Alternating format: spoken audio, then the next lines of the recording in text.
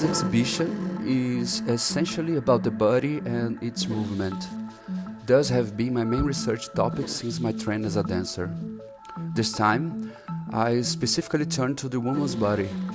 The body goes beyond its formos and organicity. It's much more than its biological structure. Our capacity to be subjective make the bodies exist in a multiple and a diverse ways. I think the important point about the two series that I am exhibiting is the diversity of the body, as if its organs could modify their own forms and senses through voluntary actions. It's like a fable told by these objective characters.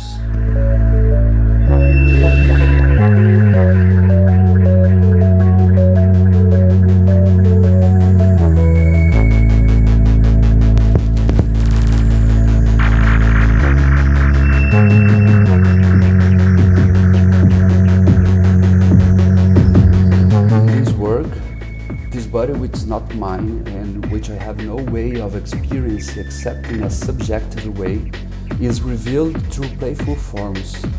I keep asking myself about our capacity for corporeal transformation, about how and how much we are transforming throughout our lives by external actions, and how much we can transform ourselves from the conscious perspective we have about our own bodies.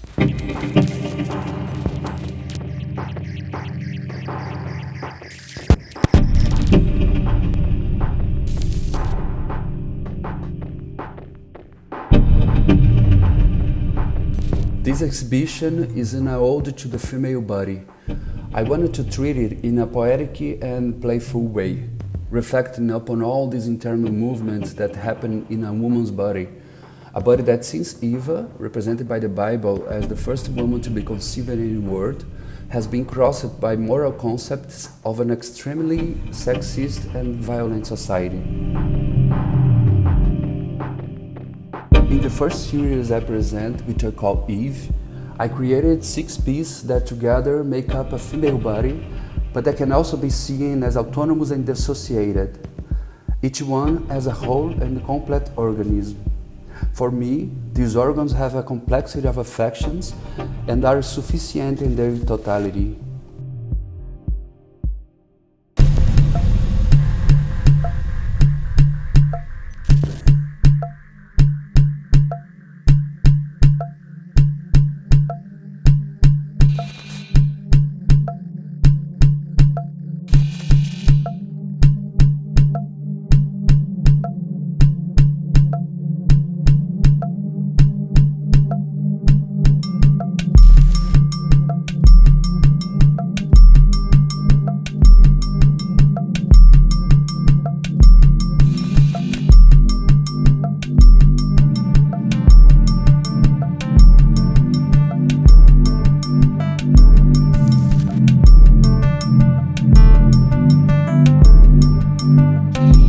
In the second series, that takes the name Williani, an artist friend of mine, a trans woman from who I took the molds to create pieces that, from a certain perspective, seems like fragments of Greek statues.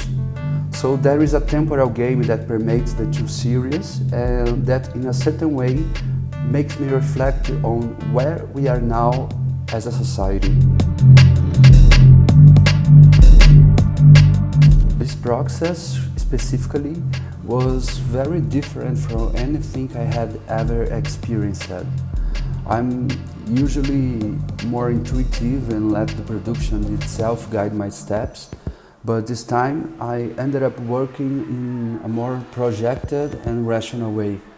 I knew I wanted to deepen my knowledge of the body and its movement, and in a particular of the female body. I remember that in the city where I was raised, there was a giant doll made mainly of fiberglass called Eva doll. It is a type of tourist attraction where the public can enter in its interior through its feet and get to know all the organs of a female body and how they work. So as a starting point, I wanted to recreate the Eva doll. For example, this work called the labyrinth, which would be the digestive system, and it is considered as our second brain because it's different from any other organ in the body, because it has its own autonomy to make decisions. That is, it doesn't need the brain to tell it what to do.